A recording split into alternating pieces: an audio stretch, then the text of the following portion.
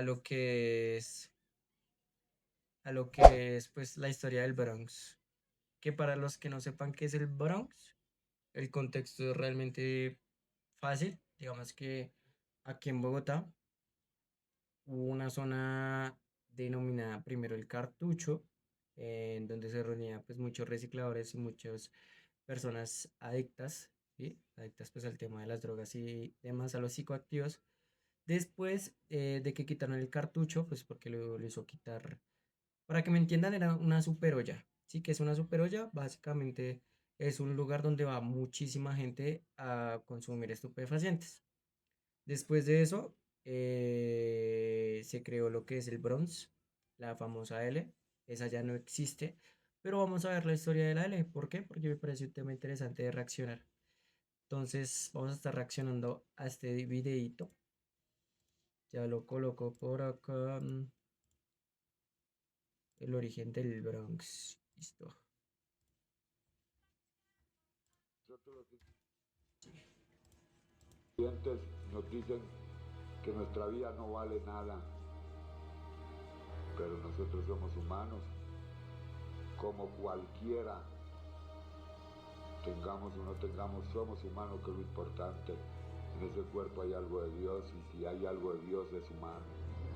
Todos somos migrantes. La mismísima historia de la humanidad ha sido escrita con los primeros pasos de aquellos que salieron de su lugar de origen en busca de mejores oportunidades. Hoy en día son estas mismas razones las que construyen la historia de cada territorio. Este es un trozo de la historia de la capital, de cómo un barrio que sirvió de sitio para las primeras reuniones independentistas y posterior. Para los que no sepan dónde estaba el Bronx estaba ubicado en el barrio Santa Inés. ¿Sí? Inició como o sea, como la historia como tal de la olla masiva o la olla más grande que ha tenido lo que es Colombia. Inició en el barrio Santa Inés. Posteriormente lugar de residencia para las más altas élites colombianas, se vio ahorcado entre el cemento y el mal llamado progreso, degenerándose hasta ser sinónimo de maldición, el cartucho. El barrio Santa Inés fue uno de los primeros barrios de la ciudad de Bogotá. Ajá. Toma su nombre de la iglesia Santa Inés, fundada aproximadamente en 1645 en la carrera décima entre calle décima y novena. Ya en el año 1627 en San Victorino se construyó una de las primeras fuentes públicas de la ciudad, oficializada 100 años después. Y en 1723 se construyó la iglesia San Juan de Dios, que sería parte del complejo hospitalario Jesús María y José, actualmente trasladado y renombrado como Hospital San Juan de Dios, y anteriormente Hospital San Pedro, el cual en el siglo XVII se encontraba al lado de la Catedral Primada de Colombia y era base del desarrollo médico en todo el país. Pues el San Juan de Dios realmente se funda en el centro de la ciudad, primero detrás de la catedral, luego Qué puta acento más rolo, mano. Eso sí es se rolísimo. pasa abajo de la séptima y hacia 1921 aquí existía como el hospicio de locas, era un manicomio femenino. Por las dinámicas de exclusión social, dominación y desplazamiento forzado traídas por la corona y fuertemente establecidas en la ciudad, ya desde 1792 se calculaba que el 3% de la población se encontraba en estado de indigencia, Ajá. principalmente indígenas y negros, prófugos de trabajos forzados en los campos, asimismo como mulatos, mestizos, zambos y hasta blancos empobrecidos que no tenían cabida en la sociedad de esos tiempos y morían a cientos gracias a los problemas sanitarios de la época. A principios de los 1800, entre 1816 y 1819, en una época conocida como el régimen del terror, fueron designados por los españoles 3 sitios que servirían como lugares públicos de ejecución para cualquiera que se opusiera a las leyes de la corona. Estos fueron la Plaza Mayor, rebautizada como Plaza Bolívar, la Plaza San Francisco, actualmente Plaza Santander, y la denominada Huerta de Jaime, donde cuentan los relatos que existía un árbol de papayo donde ejecutaban a las personas, cosa que pudo dar origen al término cachaco, lo pasaron al papayo.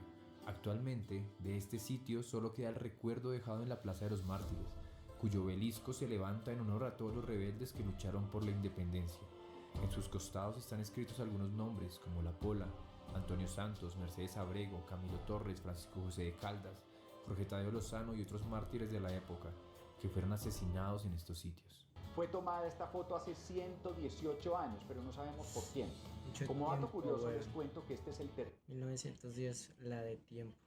tercer monumento republicano que se erigió en el espacio público bogotano. El primero fue la escultura de Simón Bolívar, que estaba en la Plaza de la Constitución, que hoy se llama la Plaza de Bolívar. Segundo fue el de Francisco de Paula Santander, en la Plaza de San Francisco en 1874. Cerca del año 1833, la situación con los habitantes de calle se empezaba a convertir en una verdadera molestia para la alta sociedad, como lo demuestran algunas columnas realizadas por el periodista y político Florentino González, quien lo denuncia al gobernador. Vagan por la calle enjambres de hombres y mujeres que pueden ser pobres, pero también gente vagabunda y embustera. Los sin Por estos nombre, mismos los denominados sin nombre. ¿Por qué se comenzó a dar el tema de la indigencia acá, digamos que generalmente en Bogotá? Básicamente porque comenzó a llegar mucha gente desplazada de sus ciudades gracias al origen de la guerra acá en Colombia.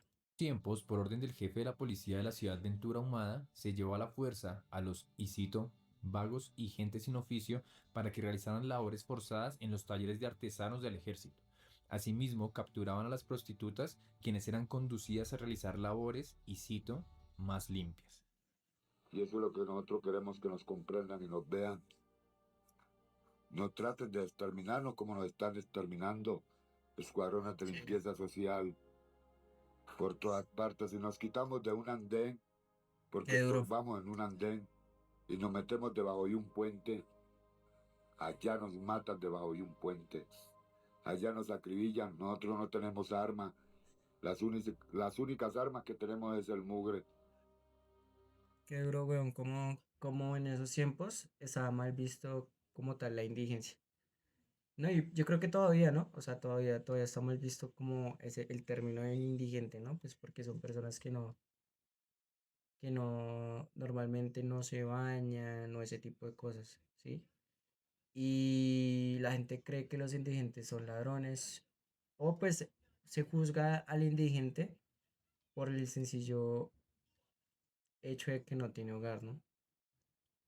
Y precisamente debería ser todo lo contrario, ¿no? Si son personas en caso de indigencia y que están metidas en el mundo de la droga, pues deberíamos tratar de apoyar y dar casas al menos de paso o algo así que pudiera reducir la indigencia en lo que es Bogotá. En el año 1887 se construyó la estación de trenes de La Sabana, transformando totalmente la dinámica del sector, donde llegaron todo tipo de negocios como tiendas, hoteles, joyerías o restaurantes, que convirtieron al barrio en el principal sitio de llegada para viajeros y migrantes. En estos tiempos se cultivaban cartuchos que crecían naturalmente en los linderos del río San Francisco y San Agustín, que rodeaban el barrio y se unían en su extremo occidental.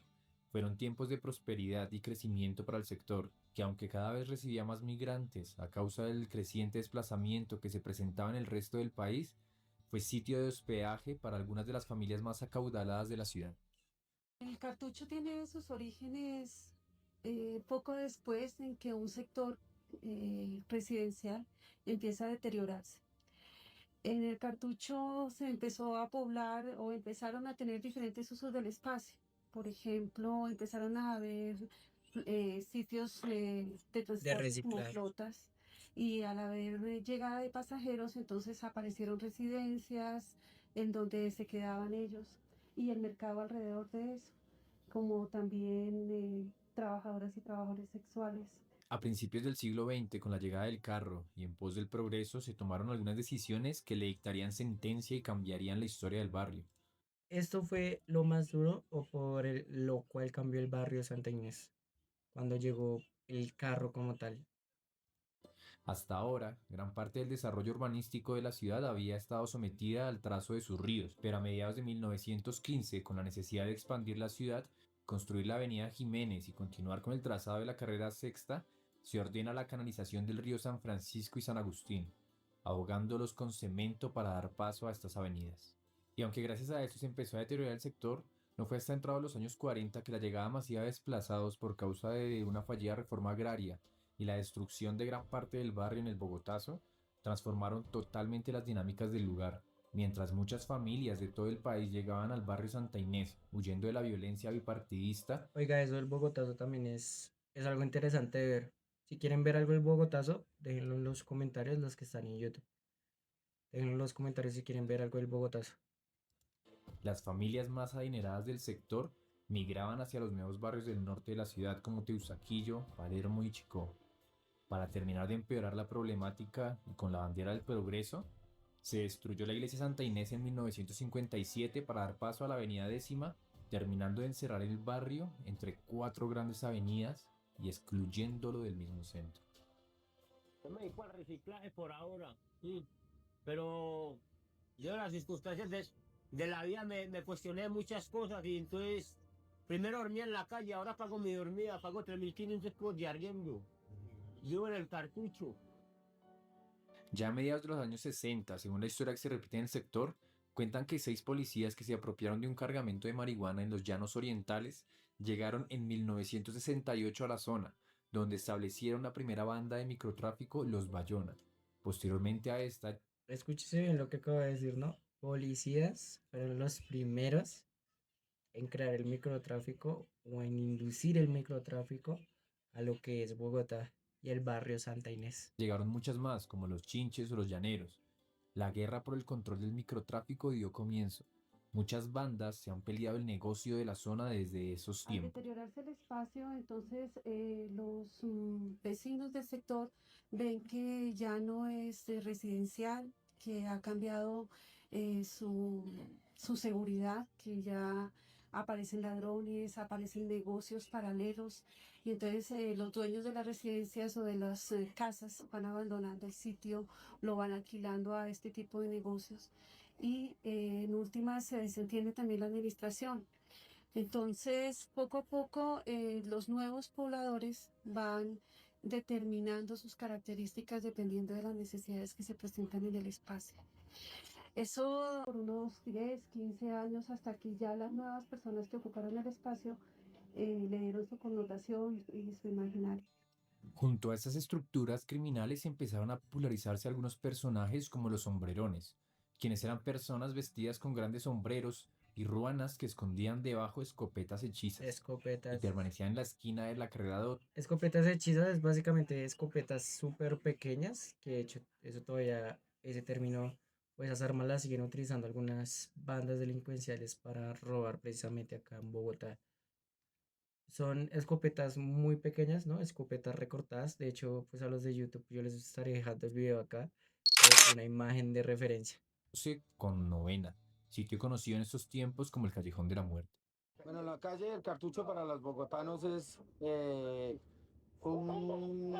hogar de todos nosotros los recicladores, los artesanos de la basura, los que de la basura extraemos el sustento para nuestros hijos. Y por otro lado es la cara sucia que nos quieren hacer ver la administración distrital de que somos ladrones, matones, drogadictos, lo peor. En los años 80 se terminó de construir la terminal del Salitre, con lo cual abandonaron el barrio más de 19 empresas de transporte que operaban. También fue una de las razones por las cuales el barrio, digamos que se deterioró más. ¿Por qué? Porque se creó la terminal de transporte de Salitre y las empresas de transporte que había en el barrio Santa Inés, de buses y demás, ya pues obviamente ya no estaban ahí. Entonces, ¿qué pasó? Las familias, familias, trabajadores y demás que vivían de esas empresas de transporte, se trasladaron muchos pues hacia el nuevo terminal y otras personas pues obviamente se quedaron en el barrio Santa Inés y pues no encontraban manera de subsistir. En el sector, dejando en quiebra la mayoría de negocios legales que aún se mantenían en el sitio y dándole entrada de manera más contundente a la marginalidad y la pobreza. Para empeorar la enfermedad, en estos mismos años se ordenaron las mal llamadas campañas de higiene, que consistían en llevar voluntariamente. Pasó, pasó. No, yo no estoy hablando con usted.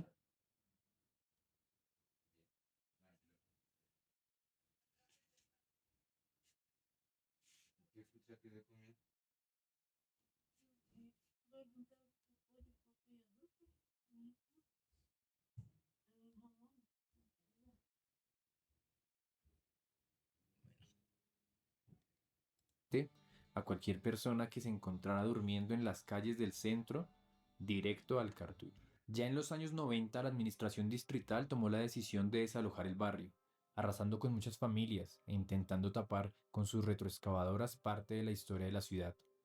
El cartucho comprendía 24 manzanas, las cuales se encontraban entre la carrera décima y la avenida Caracas, Ajá. y entre la calle décima y la calle sexta. Más de 2.000 familias y más de 15.000 personas vivían ahí. El día del desalojo, mientras la retroexcavadora demolía la primera casa a puro estilo de la estrategia de Caracol, las personas que vivían aquí desmantelaron y se llevaron todo lo que había en el lugar, dejando solamente corazas vacías de edificios que guardaban los primeros pasos de la ciudad. Una de estas últimas edificaciones demolidas Qué fue el duro, castillo, weón. Qué duro. edificio emblemático de una de las zonas más conflictivas y aisladas de todo Colombia. Era una casa republicana de 2 pisos y un sótano que tenía un circuito de túneles que llegaba, dicen, hasta el Hasta la casa de Nariño, sí. Decían que mismo llegaba hasta la Palacio casa de Nariño. Presidencial, ubicado a tan solo 246 pasos largos del drama social más vergonzoso de Bogotá. La leyenda cuenta que en los salones de esta Bolívar y Santander bebieron trago. Asimismo, el sótano hizo las veces de mazmorra española. Uriel, que fue la persona que junto con sus amigos se hicieron dueños del lugar, encontraron entre las humedades del socavón cepos y hasta cinturones de castidad, razón por la cual su deseo era conservar el castillo como monumento nacional y museo. Marginados como un desecho. La sociedad nos margina, nos aísla, les da miedo o asco. Y tal vez nosotros vivimos así marginados, aislados de la sociedad por la violencia que estamos viviendo en Colombia. Toda la gente del cartucho no es mala como creen, sino simplemente porque tal vez tuvimos problemas en la casa, alguna cosa. Desgraciadamente caímos allí. No solo los que tienen plata hacen parte de la sociedad, nosotros todos hacemos parte de la sociedad. En palabras de un exhabitante del cartucho. Allí se quedaron enterradas muchas almas, indigentes, comerciantes, niños inocentes, mujeres y abuelos, los mismos muchachos de las bandas, algunos asesinos, muchas almas extraviadas en el dolor, el alucine, la indiferencia, seres humanos que merecían vivir. Aprendí también que no se puede aprender del olvido. Esta terrible filosofía que devora nuestros tiempos. Se aprende de los recuerdos, de las masacres, de tanto dolor inútil.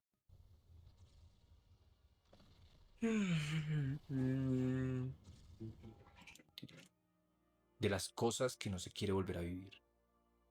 Así se aprende a apreciar la vida de nuevo. Y que el amor rompe hasta las piedras. Se aprendió que es necesario aprender a vivir de nuevo. Estamos aquí en Kik siempre y en TikTok. Para los que quieran llegar a TikTok y Kik.